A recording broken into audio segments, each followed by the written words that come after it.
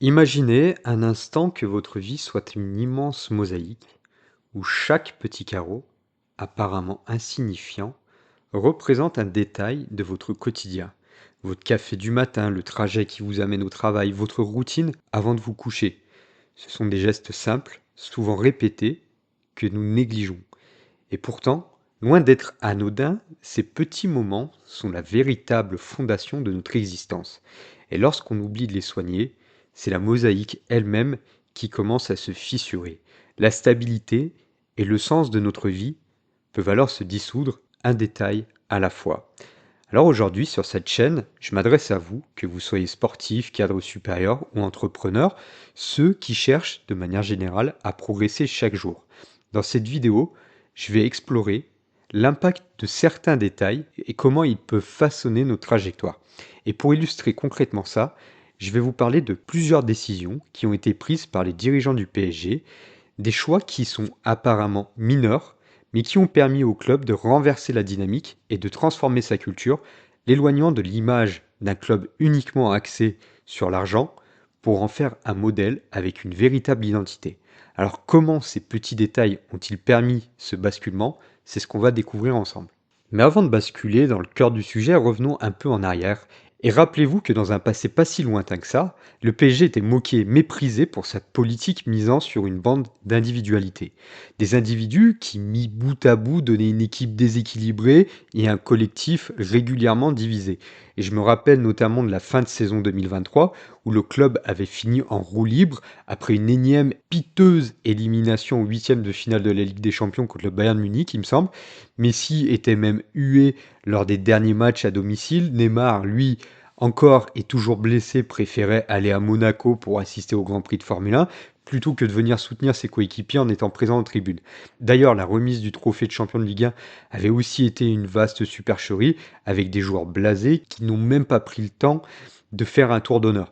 Et cette fin de saison 2023 marquait vraiment la fin du projet galactique du club, un projet qui finalement terminait en miettes et qui embarquait avec lui le départ de certaines superstars comme Neymar, comme Messi, voire même Verratti qui est parti comme un malpropre, alors quand même il aurait mérité de partir avec quelques honneurs, voire même Sergio Ramos. Peut-être pas avec les mêmes honneurs que Verratti, mais c'était quand même une superstar. Mais le virage à 180 degrés et le développement futur du club étaient en mouvement depuis un certain temps.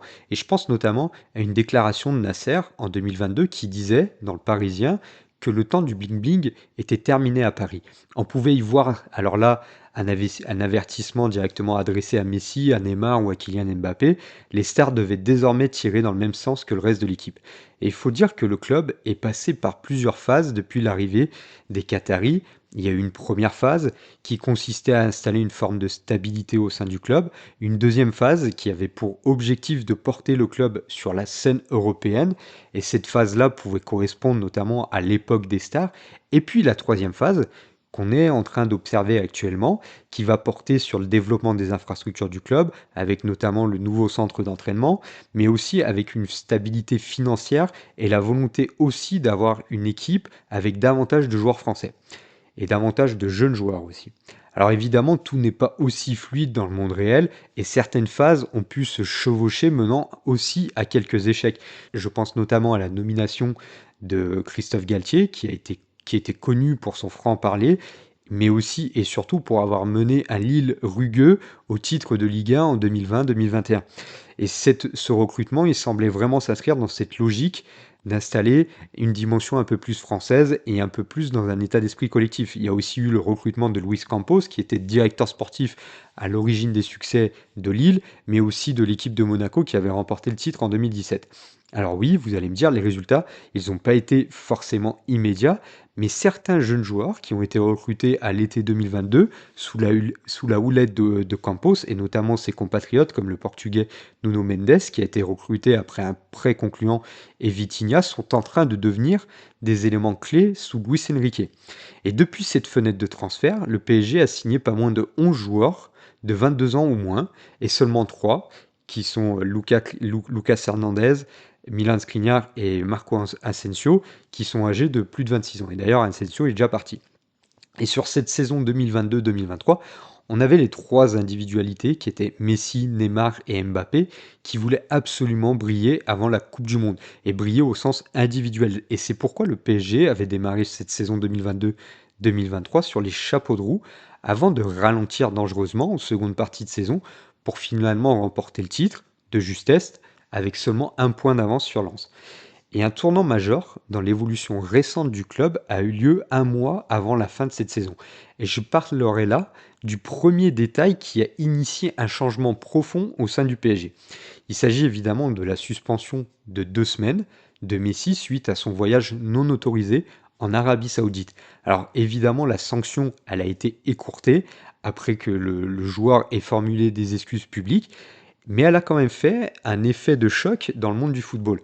On est tous d'accord pour se dire que, vu son immense prestige, Messi c'était quand même une cible facile. En plus, il était déjà en froid avec les supporters du PSG sur cette fin de saison, mais cette sanction, ça a quand même été un signal assez fort à ce jour de la part du club pour montrer que le club justement ne laisserait plus les stars dicter leurs lois. Et d'ailleurs, depuis le départ de Messi, le nombre d'abonnés au compte Instagram du PSG est passé d'un pic de 70,4 millions à 62,7 millions. Et après les départs de Neymar, de Ramos et de Verratti dans la foulée, le club a logiquement continué de perdre dans sa forme d'attractivité commerciale. Mais en interne, visiblement, on soutient que la baisse des ventes des maillots, par exemple, a été largement compensée par les économies réalisées sur les salaires. Et les revenus commerciaux du club, ils ont légèrement baissé, mais pas significativement, puisqu'ils sont passés de 400 millions à 391 millions d'euros entre 2023 et 2024, selon l'agence de conseil Deloitte. Mais le PSG a tout de même enregistré des revenus globaux records avec 806 millions d'euros pour la troisième année consécutive. Donc vous voyez, sur le plan économique, finalement, le déclin, on le ressent pas tant que ça malgré le départ des stars. Et le mercato estival 2023, il a confirmé une trajectoire qui a été amorcée 12 mois plus tôt, puisque tous les joueurs recrutés par Luis Campos ne sont pas forcément révélés être des réussites, comme Skriniar, comme Ugarte, comme Randal Colomoni, mais il y a quand même eu Dembélé, Bradley Barcola, Lincoln Lee, Gonzalo Ramos, qui ont quand même pris une part importante dans le renouveau de l'équipe, tout comme d'autres recrues un peu plus récentes comme William Pacho, comme Joao Neves ou Désiré Doué qui est en train d'exploser, et Kvaratskhelia qui est lui aussi un élément clé, et puis on l'a vu contre Aston Villa, et son but absolument phénoménal. Bon, les deux en fait ils ont marqué, Désiré Doué et Kvara, ils ont marqué des buts absolument incroyables. Et ce recrutement-là, il montre une ambition et une politique différente de la part du club. On va moins chercher les stars pour avoir un collectif beaucoup plus soudé, avec un bon état d'esprit et des joueurs jeunes et ambitieux qui sont prêts à se donner à fond sur le terrain. C'est aussi une équipe qui se rapproche de ce que veulent les gens, avec la fin des salaires astronomiques. Alors vous allez me dire, oui, bon, les joueurs du PSG sont quand même extrêmement bien payés, ça je suis d'accord, mais en tous les cas, il y a des salaires moins astronomiques pour des résultats qui étaient à l'époque de ces salaires pas forcément à la hauteur, puisque le PSG n'a jamais réussi à gagner la Ligue des Champions. Et pour y parvenir, le recrutement le plus significatif, ça a été sans doute le recrutement de l'homme qui a été choisi pour succéder à Galtier sur le banc. Alors le PSG avait envisagé dans un premier temps de confier l'équipe à Julian Nagelsmann, et des discussions avaient été entamées en juin 2023 avec l'entraîneur allemand, avant donc de finalement opter pour Luis Enrique le mois suivant. Et l'Espagnol, qui était déjà vainqueur de la Ligue des Champions avec le Barça en 2015, il est connu pour prôner un football de possession, un football attirant, qui va s'intégrer aussi au personnage et à la personnalité de Luis Enrique, une personnalité qui est faite de charisme en quelque sorte, de fermeté, et cette personnalité-là, elle semblait idéale pour encadrer un effectif jeune qui était en train de construire le PSG. Et en reflet de cette nouvelle philosophie, il faut aussi s'attarder sur les déclarations de Nasser, qui affirmait lors de la présentation de Luis Enrique, et il affirmait à la presse, que Luis Enrique allait bénéficier de tout le temps nécessaire pour mettre en place ses idées. Et ça aussi, c'est un virage à 280, à 180, 280, 360 degrés, j'en sais rien. C'est un virage notamment pour un Nasser qui est arrivé en 2011 avec l'ambition affichée de gagner la Ligue des Champions en 5 ans. Et le changement de rythme, quand il dit ça, il est quand même assez marquant, assez frappant.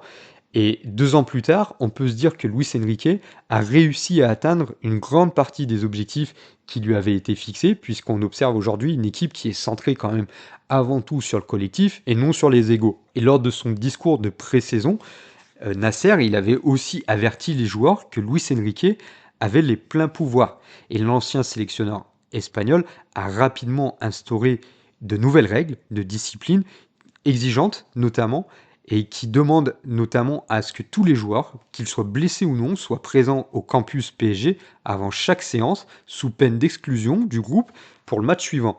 Et là, vous voyez un nouveau détail qui a permis au club de progresser.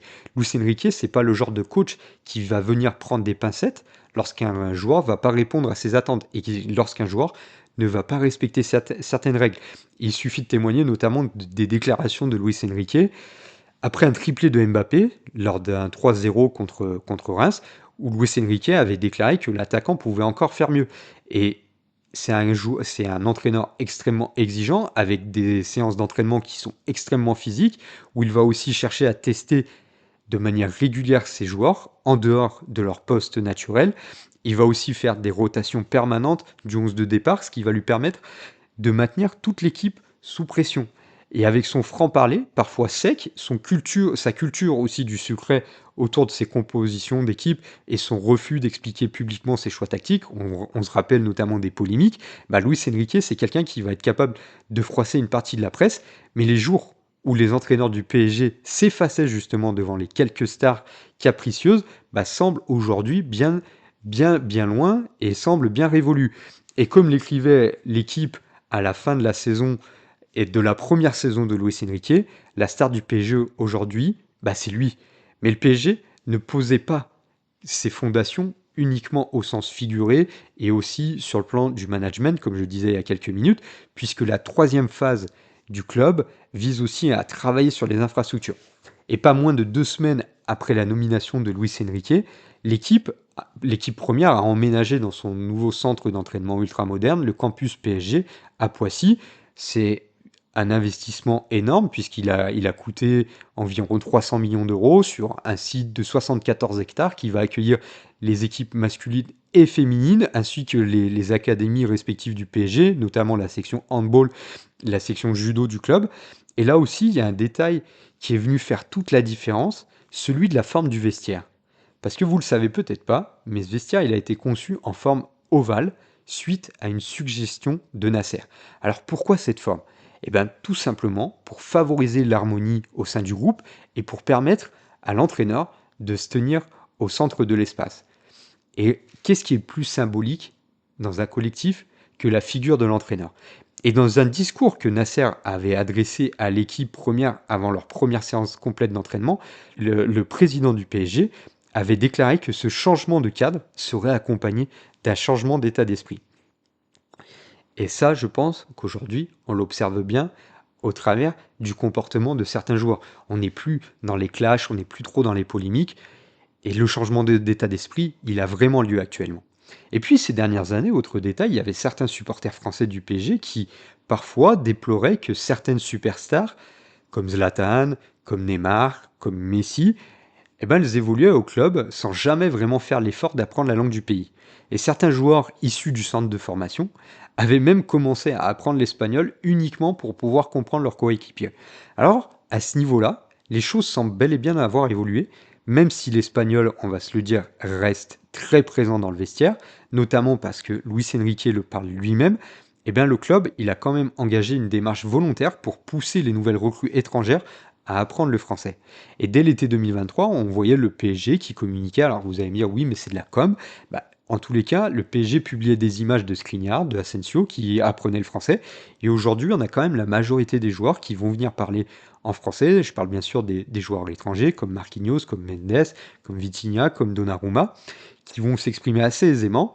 Et on a même Luis Enrique, qui admet encore trouver la langue très difficile à apprendre, qui fait quand même l'effort de répondre en français dans certaines conférences de presse.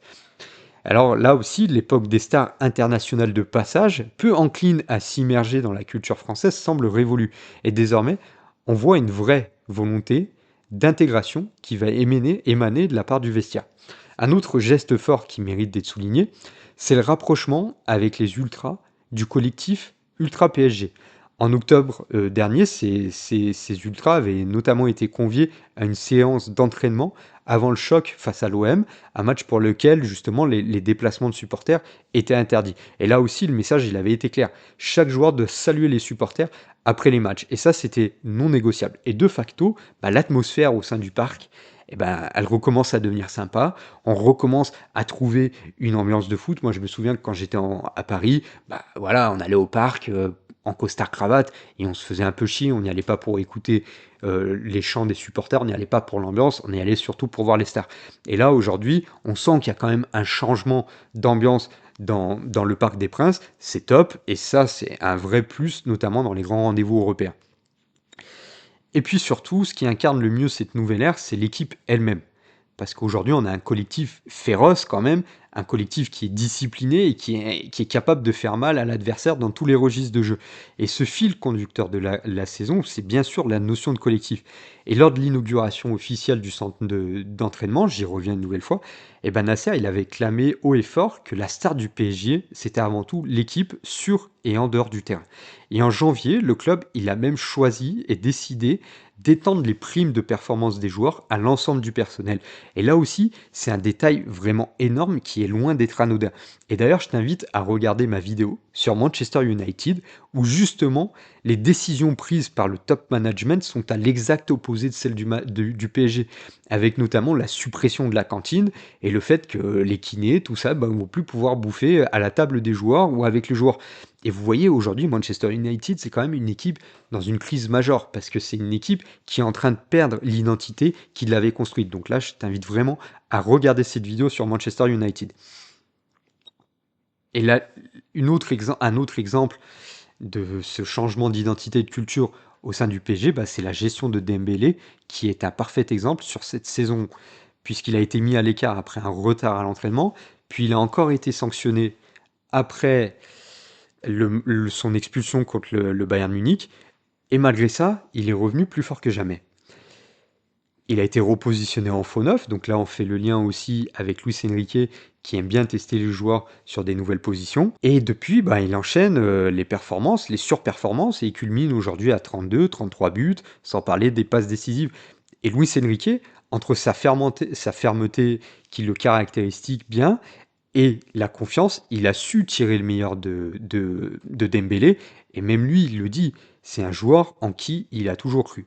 Alors bien sûr, il reste l'éternel juge de paix, la Ligue des Champions. Tant que Paris l'aura pas soulevé, l'opinion retiendra une forme d'inachevé. Pourtant, comme Manchester City par exemple, le PSG semble enfin avoir posé des fondations qui sont indispensables, et Nasser lui-même ne fait plus de la Ligue des Champions une obsession. Et le plan sur 5 ans, il l'a reconnu lui-même, le plan sur 5 ans, c'était une erreur.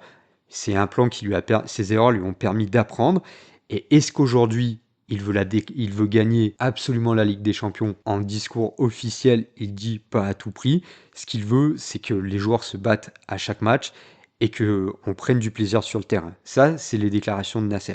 Et c'est peut-être aussi intéressant d'observer cette posture-là qui peut enlever une certaine forme de pression aux joueurs et qui permet au président du PSG de voir certaines réalités. On ne construit pas un club de football qui gagne une Ligue des Champions en 5 ans. Alors le titre européen, il viendra peut-être cette saison, peut-être pas, peut-être la saison prochaine, peut-être dans 8 ans, mais l'essentiel, il est ailleurs. La réalité actuelle, c'est que le club, il est enfin en train de changer profondément sa culture. Et là, je te renvoie sur une vidéo que j'avais fait en juillet 2023. Et pour ce faire, il a peaufiné certains détails qui viennent impacter positivement la stabilité, le collectif, la discipline et l'appartenance au sein du club. Et sur ce plan-là, le PSG est déjà en train de remporter une victoire capitale. Parce que dans la vie, comme au PSG, ce ne sont pas toujours les grandes décisions ni les grands discours qui font les différences, ce sont parfois les petits choix, répétés chaque jour, ceux qu'on ignore, ceux qui finissent par écrire notre légende. Et un vestiaire ovale, une consigne de saluer les supporters, un entraîneur qui exige le respect, sont des détails qui ont tout changé aujourd'hui au PSG. Et dans votre vie, posez-vous cette question-là. Quels sont ces détails que vous négligez encore aujourd'hui?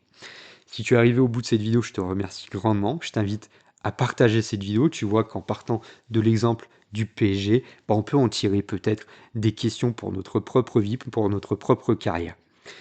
Si cette vidéo t'a plu, je t'invite à t'abonner, à partager, à liker, et puis n'hésite pas à intervenir en commentaire, je réponds à tous les commentaires. Voilà, je te remercie si tu arrives au bout de cette vidéo, et je te souhaite une très belle fin de journée.